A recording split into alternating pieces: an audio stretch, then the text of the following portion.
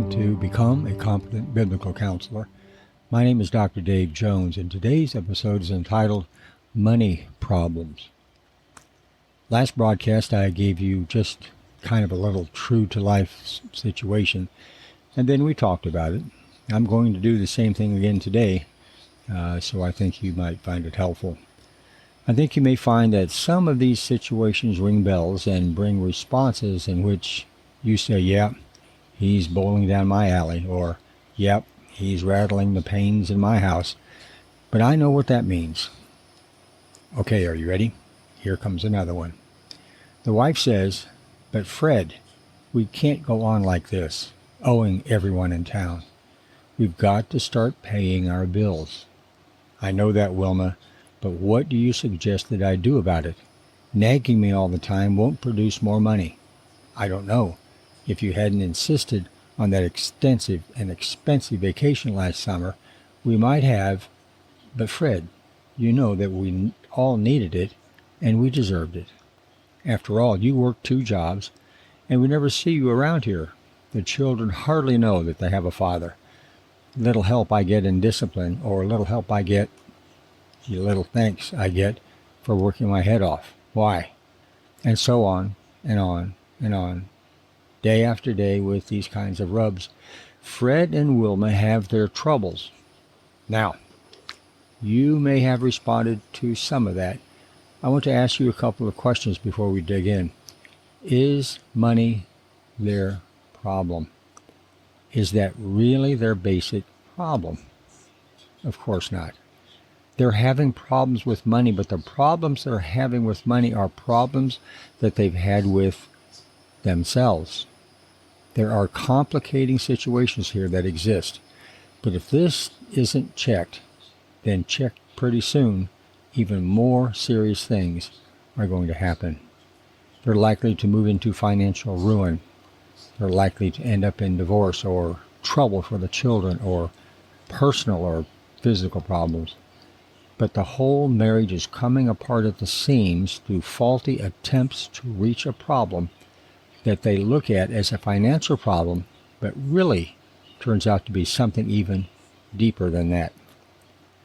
Now, if you were a Christian friend and you happened to hear this kind of discussion, say you were standing right outside the door, ready to knock on that screen door, and out it came right through the screen door at you in the face. And then they saw you there, and they said in an embarrassed way, "Oh, I want you to come in." And they said, "Well, this is our problem. Can't you help us somehow or another?" How would you be able to help them? Would you know what to say? And would you know how to deal with their problems and how to lead them in the right direction so that they can find some kind of solution to these difficulties? There's certainly an answer. First of all, you'd want to check out to see if there is some love of money in their lives. After all, this second job may have begun for that purpose, and it may have complicated the situation, or it may have been a way of trying to solve the problem of money, but really didn't solve the problem at all. And then the desire to have a vacation, and this idea that they deserved it.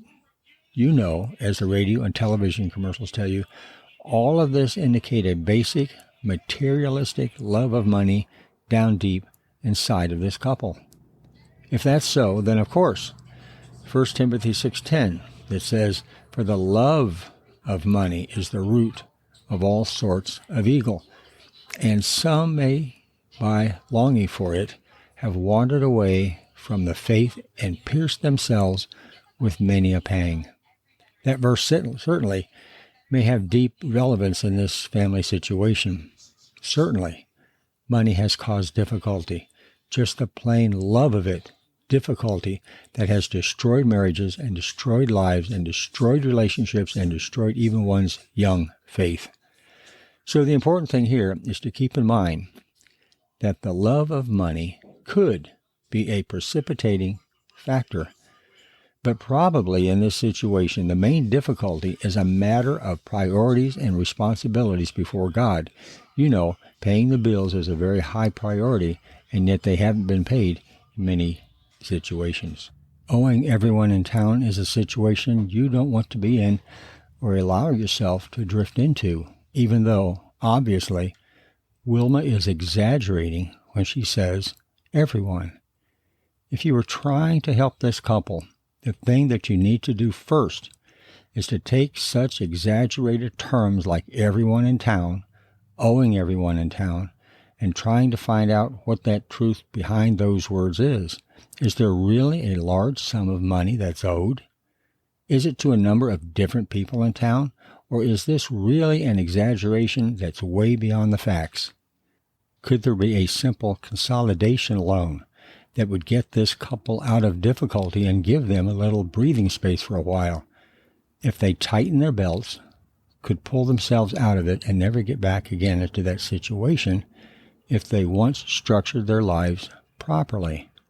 Or are they really in a desperate circumstance where the only way out would be to declare bankruptcy and then continue as Christians, even though that option is given to them before the law eventually to pay off that sum of money? You see, the Bible says, owe no man anything except love. And that doesn't mean we should never take a loan, but it means we should never get into a position where we can't repay a loan, where we continue to owe somebody something that we cannot pay.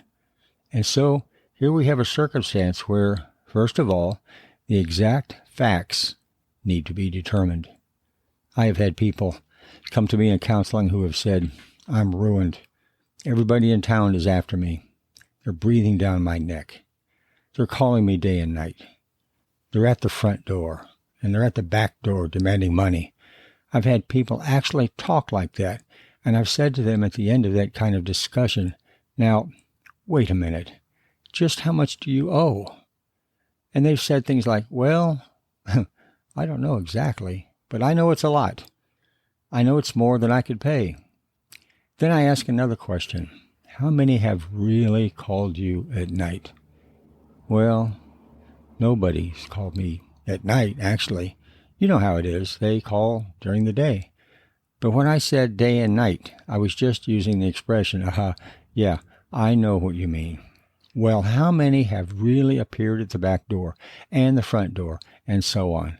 And when you begin to boil down the facts and get to the real facts and put it all down on paper, maybe it isn't so unmanageable after all. Maybe the real problem is that they have never learned how to do a responsible job of managing their money. So often this is the case, and I would suspect that's true in this situation also. The two jobs would probably be a frustration answer, which has created new and more difficult problems in that the wife says, we never see you around anymore.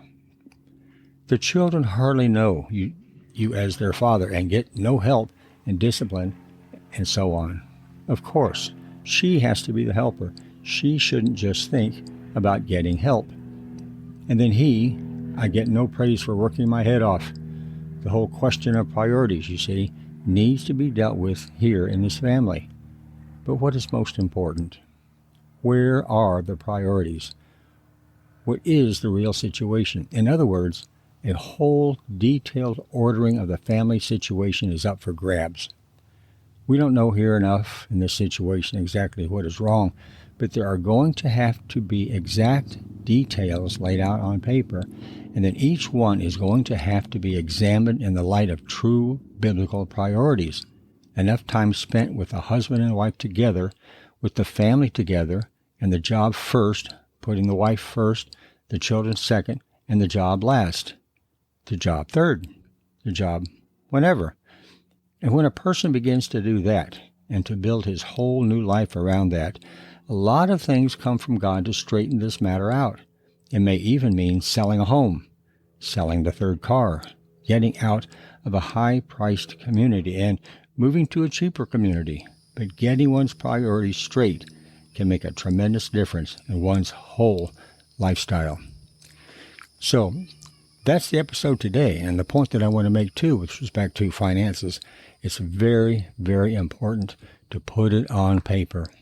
Have your friend in this situation write out exactly what's due and when it's due. They need to see where their money is going, how they are spending their money, and they need to really reevaluate the justification for their expenditures. They know what the revenues are, they know what the income is, exactly how are you spending your money, and is it important, and can there be some changes? But starting with putting it on paper where they can see it will actually bring things to a clearer visibility.